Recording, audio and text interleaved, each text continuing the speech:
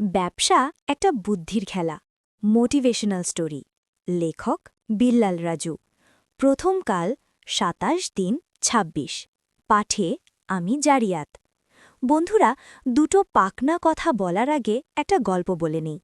এক বাবা চিরুনির ব্যবসা করেন, তার ৩ ছেলে। বললেন, বয়স হয়েছে, ব্যবসা তোমাদের বুঝিয়ে দিতে হবে, তার আগে তোমাদের বুদ্ধিটা একটু ঝালাই করে নেই।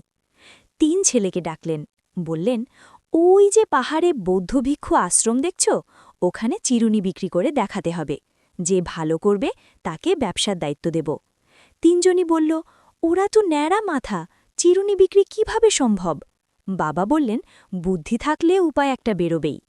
প্রথম ছেলে আশ্রমে গিয়ে বলল, এই চিরুনি চুল আঁচড়ানো ছাড়াও পিঠ চুলকানোর কাজে আসে। সে মাত্র ১০টি চিরুনি বিক্রি করতে পারল। দ্বিতীয় ছেলে বলল, আপনাদের আশ্রমে দূর দূরান্ত থেকে কত দর্শনার্থী আসে, বাতাসে তাদের চুল এলোমেলো হয়ে থাকে, একটু আয়না আর চিরুনি রাখলে আশ্রমে আসা দর্শনার্থীরা খুশি হবে। এভাবে সে ১০০টি চিরুনি বিক্রি করতে পারল। তৃতীয় ছেলে সে বলল, এই চিরুনির গায়ে যদি খোদাই করে বৌদ্ধ বাণী ও আশ্রমের নাম লিখে দেন, তাহলে দর্শনার্থীরা পবিত্র শ্রাবক হিসেবে নিয়ে যাবে এবং মন্দিরের সুখ্যাতি বাড়বে। মন্দির প্রধানের এই কথা খুব পছন্দ হল এবং সে ১,০০০ চিরুনি কেনার অর্ডার দিল। বাবা অত্যন্ত খুশি হলেন ছোট ছেলের বুদ্ধি দেখে। মূল কথা বা সারমর্ম।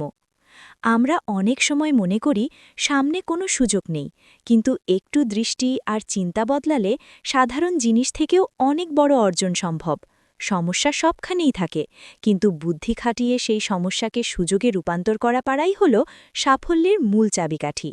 মানুষের শ্রদ্ধা ও বুদ্ধিকে কাজে লাগালে অসম্ভবকেও সম্ভব করা যায়।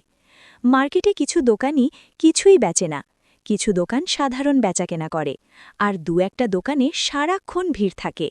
তারা এমন কোনো পাঞ্চ লাইন ব্যবহার করে বা হুক ব্যবহার করে যে কাস্টমার হুকড হয়ে যায়।